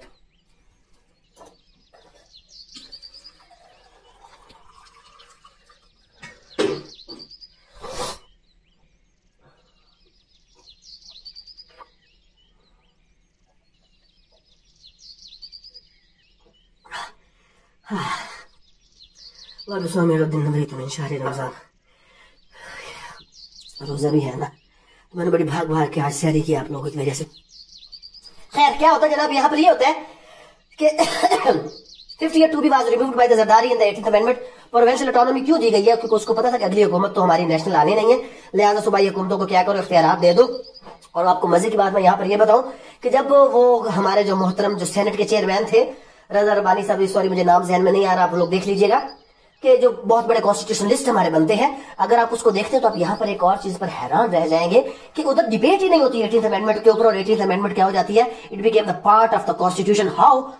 हैरानगी है मुझे। फिर उसके बाद जब उसको सुप्रीम कोर्ट इंटरप्रेट करने लगता है तो आप कहते हैं it's the right of the national Assembly to interpret that amendment. But वो राइट तब एग्जिस्ट करता था जब आप उसको पार्लियामेंट्री डिबेट्स में करते, बट आपने वहां पर डिफाइन नहीं किया, अभी आप नहीं कर सकते। ये एक अलग बहस है जो हम बाद में डिस्कस करेंगे। क्या हुआ जनाब, यहाँ पर ये हो गया 18th अमेंडमेंट भी कर दी, और उसके साथ साथ 18th अमेंडमेंट के साथ साथ क्या कर दिया? 19th और 20th अमेंडमेंट, क्योंकि 18th में वो थोड़ा सा जुडिशरी को छेड़ बैठे थे, 19th अमेंडमेंट में जुडिशरी को ठीक किया, और 20th अमेंडमेंट में फेयर ट्रायल के नाम से, जनाब फेयर इलेक्शन, फेयर ट्रायल, ये सब कुछ इसने, क्योंकि उसको पता था कि मैंने मुकदमे भुगतने हैं तो फेयर ट्रायल होना चाहिए, सब कुछ होना चाहिए। 18th अमेंडमेंट के जरिए, सॉरी 20th अमेंडमेंट के जरिए से सब कुछ कर दिया गया। और फिर 2013 में नवाज शरीफ साहब पाकिस्तान के तीसरे वजीर आजम का हलफ उठाते हैं, क्योंकि 18th अमेंडमेंट में ये सब कुछ हो चुका था, भाई भाई का खेल। इसी वजह से था कि नवाज शरीफ क्या कर सकते हैं, Nawaz Sharif 3rd time PM बन सकते हैं, उससे पहले कॉन्स्टिट्यूशन में ये चीज नहीं थी। तो नवाज शरीफ 2013 में बनते हैं वजीर आजम, और उसके बाद ये खेल खेलते हैं मुझे क्यों निकाला, क्योंकि इनको जब निकाला जाता है तो इनको निकालने के बाद कौन बन जाते हैं? इनको निकालने के बाद खाकान अब्बासी साहब इन्हीं के ही एक वजीर आजम बन जाते हैं। और खाकान अब्बासी साहब के बाद क्या होता है जनाब, यहाँ पर इमरान खान साहब बड़े जोर लगा के आ जाते हैं कि बस साडा हक इत्थे रख, मियां साहब जान दो, साड़ी वारी आन दो, बहुत आपने बेड़ा गर्क कर लिया इस मुल्क का, बहुत इसकी तबाही कर ली, अब कुछ थोड़ा सा मुझे भी दे दो, मैं भी इसका बेड़ा गर्क कर लूं, मैं भी इसकी तबाही कर लूं। खैर जो भी हुआ सो हुआ। तो यहाँ पर 2018 में क्या होता है? 2018 में इमरान खान साहब वजीर आजम बन जाते हैं पाकिस्तान के, और नवाज शरीफ साहब यहाँ पर क्या करते हैं? 21st अमेंडमेंट में मिलिट्री कोर्ट बनाते हैं, और उसके बाद 22nd अमेंडमेंट में वो जो आपका चीफ इलेक्शन कमिश्नर है उसके साथ थोड़ी सी छेड़ाछेड़ी करते हैं। 23rd में उस पीरियड को दोबारा बढ़ा दिया जाता है, और उसके बाद 24th अमेंडमेंट में क्या करते हैं? 24th अमेंडमेंट में वो जो आपके इलेक्शंस है, सॉरी जो सेंसस है, मतलब शुमारी का रिजल्ट ऐड किया जाता है, और इमरान खान साहब एक तीर मारते हैं, 25th अमेंडमेंट में मर्जर लगा देते हैं, और इस मर्जर की वजह से क्या होता है? जो फाटा है it becomes the part of the KPK का, उसको हिस्सा बना दी जाता है। KPK 18वीं तरमीम में ये नाम अमेंड किया गया था। तो जनाब ये क्या हो गया? ये हो गया हमारा constitutional history of the Pakistan, जो यहां से चला और यहां तक आया। उम्मीद है कि आप लोगों को कुछ ना कुछ थोड़ा बहुत इसका समझ आ चुका होगा। इसके हिस्से कर ले। पहला हिस्सा पाकिस्तान के total 4 governor general, first governor general was Quaid-e Azam, second Khwaja Nazimuddin, third गुलाम मोहम्मद, और चौथा है सिकंदर मिर्जा। आज तक कितने गवर्नर जनरल आए?